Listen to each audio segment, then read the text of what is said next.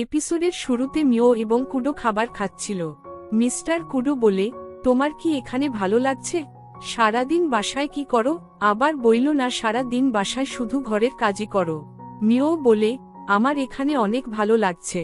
আর মাঝে মাঝে জামা সেলাই ও বৃদ্ধ মহিলার দেয়া বই পড়তে পড়তে সময় পার হয়ে যায়।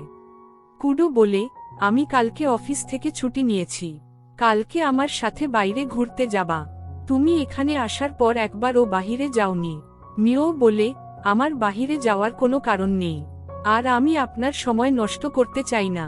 কুডো বলে, বাহিরে যাওয়ার জন্য নির্দিষ্ট কোনো কারণের প্রয়োজন নেই, আর আমার সাথে বাইরে গেলে আমার সময় নষ্ট হবে না। তাহলে কালকে আমরা বাহিরে যাব। এই বলে কুডো চলে যায়। পরবর্তী সিনে মিও কুডোর সাথে বাহিরে যাওয়ার জন্য রেডি হচ্ছিল। তখন বৃদ্ধ মহিলা এসে বলে, মিস, আপনি রেডি হয়েছেন? আপনার দ্রুত রেডি হওয়ার জন্য এখানে আয়না লাগিয়েছি। মিও যখন নিজেকে আয়নায় দেখে তখন অনেক হতাশ হয়, কারণ তাকে দেখতে ভালো লাগছিল না। বৃদ্ধ মহিলা বলে, মিস মিও, আপনি মেকআপ করবেন না? মিও বলে, আমি আগে কখনো মেকআপ করিনি, তাছাড়া আমার কাছে মেকআপের জন্য কোনো কিছুই নেই। বৃদ্ধ মহিলা বলে, কোনো সমস্যা নেই, আমাদের কাছে মেকআপের সব ধরনের কালেকশন আছে। দিন, আমি আপনাকে সাজিয়ে দেই। আশা করি হালকা মেকআপ করলেই আপনি সুন্দর হয়ে যাবেন। তারপর বৃদ্ধ মহিলা মিওকে সাজাতে থাকে। প্রথমে ফেস পাউডার, লিপস্টিক, ক্রিম সহ অনেক কিছু লাগিয়ে মিওকে মেকআপ সুন্দরী করে দেয়। মিওকে দেখতে অনেক সুন্দর লাগতেছে। বৃদ্ধ মহিলা তাকে অনেক প্রশংসা করে। তখন আবার কুডো মিওকে ডাকে, তুমি কি রেডি হয়েছ? তখন মিও দৌড় দিয়ে কুডোর কাছে আসে। মিও কুডোর সামনে এসেই বলে, মাফ করবেন দেরি করার জন্য। তারপর কুডো মিওর দিকে তাকায় এবং মিওর দিকে হা করে তাকিয়ে থাকে। মিওকে দেখে মিস্টার কুডো ক্রাশ খেয়ে যায়। কুডো বলে, না, একদম দেরি হয়নি। তারপর তারা কুডোর গাড়ি দিয়ে যেতে থাকে। মিও বলে, আমরা কোথায় যাচ্ছি? কুডো বলে, আমরা প্রথমে আমার অফিসে যাব গাড়ি রাখার জন্য, তারপরে আমরা মার্কেটে যাব। অফিসের সামনে এসে মিও মনে মনে বলে, মিস্টার কুডো তাহলে এখানে কাজ করেন। গাড়ি পার্কিং করার পর যখনই মার্কেটে যাবে তখনই কুডোর সহকর্মী দেখে ফেলে।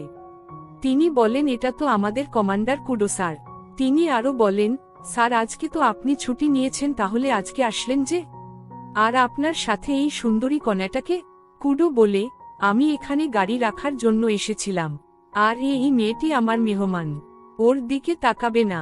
কিন্তু কুডোর সহকর্মী মিও কাছে যেতে থাকে এবং বলে, কুডো স্যারের মেয়ে মেহমানও আছে? আগে তো কখনো দেখিনি।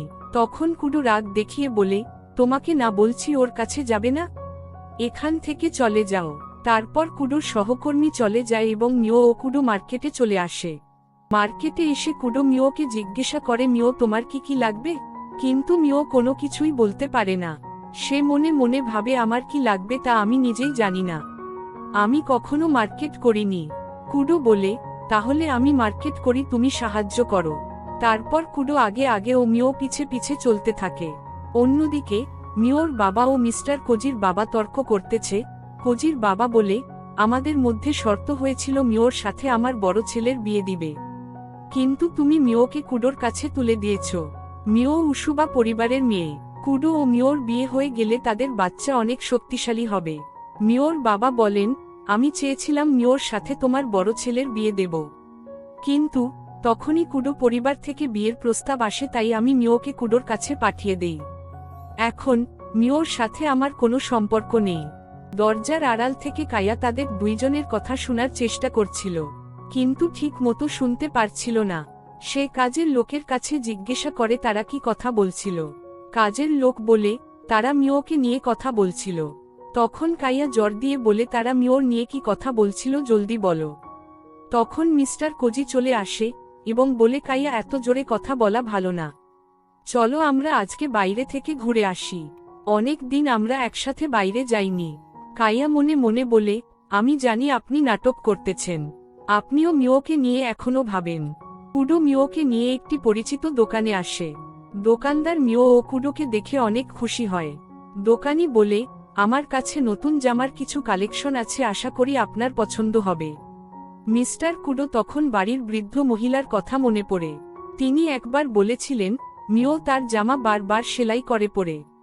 কুডো নিজেও দেখেছে মিওর জামা অনেক জায়গায় ছেঁড়া। বড় পরিবারে থাকার পরও মিওর অবস্থা গরিবের মতো। কুডোর তখন গোলাপি রঙের কাপড় পছন্দ হয়, এই রঙের একটি কাপড় বানিয়ে দিতে বলে। তারপর দোকানি কুডোকে একটি বাক্স দেয়, এখানে মিওর জন্য একটি গিফট রয়েছে। দোকানি কুডোকে ভালোবাসা সম্পর্কে হালকা জ্ঞান দেয়, কিভাবে মিওকে পটাইতে হবে এ কথা বলে। দোকান থেকে যাওয়ার সময় মিও ওই গোলাপি রঙের জামার দিকে তাকিয়ে থাকে। তারপর কুডো মিওকে নিয়ে একটি রেস্টুরেন্টে খেতে যায়। মিওকে ফ্রুট আইসক্রিম খেতে দেয়। কুডো বলে, খেতে কেমন লাগছে? মিও বলে, ভালো। কুডো বলে, তোমাকে কখনো হাসতে দেখিনি। মিও আবার মাফ চায়। কুডো বলে, মাপ চাও কেন বারবার? আমি শুধু তোমাকে হাসতে দেখতে চেয়েছিলাম। আমাদের সামনে বিয়ে, তাই মাফ না চেয়ে মনের কথাগুলো শেয়ার করো। তখন মিও অবাক হয়ে যায় আর মনে মনে ভাবে, তাহলে আমাদের কি সত্যি বিয়ে হবে? আমিও মিস্টার কুডোর সাথে থাকতে চাই। বাড়িতে এসে দেখে বৃদ্ধ মহিলা বাড়িতেই আছে। কুডো বলে, আপনি এখনো বাসায় যাননি? বৃদ্ধ মহিলা বলে, আজকে অনেক কাজ ছিল। তখন তার চোখ সেই বাক্সতে গেল আর বলে, এইটা কি? তখন সিন শিফট হয় মিওর রুমের সামনে, বাক্সটি রেখে দেয়। মিও বাক্সটি খুলেই দেখে এটার মধ্যে চিনি। তখন মিও কুডোর কাছে এসে বলে, মিস্টার কুডো, এটা আপনি দিয়েছেন? আমার এত দামি গিফট গ্রহণ করার অভ্যাস নাই। কুডো বলে, তাহলে এখন থেকে অভ্যাস করে নাও।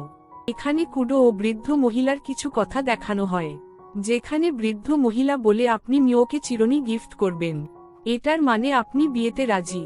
চিরুনি দেওয়া মানেই বিয়েতে রাজি। দেখবেন মিস মিও অনেক খুশি হবেন। মিও এখানে অনেক খুশি হয়।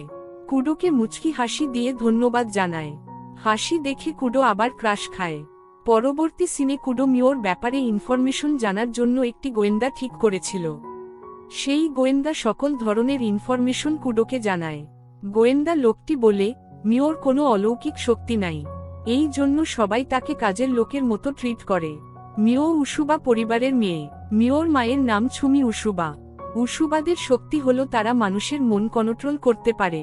কাজ শেষে বাসায় যাওয়ার সময় কুডো বুঝতে পারে তার পিছনে কিছু আছে। তারপর সে ফায়ার পাওয়ার ব্যবহার করে কাগজের তৈরি কিছু সিকিগামি নষ্ট করে দেয়। কার এত বড় সাহস যে আমার উপর নজর রাখছে? এরই সাথে সাথে মাই হ্যাপি ম্যারেজের পর্ব 3 শেষ হয়। পরবর্তী ভিডিও পাওয়ার জন্য ইউটিউব চ্যানেলটি সাবস্ক্রাইব এবং ফেসবুক পেজটি ফলো করে রাখবেন।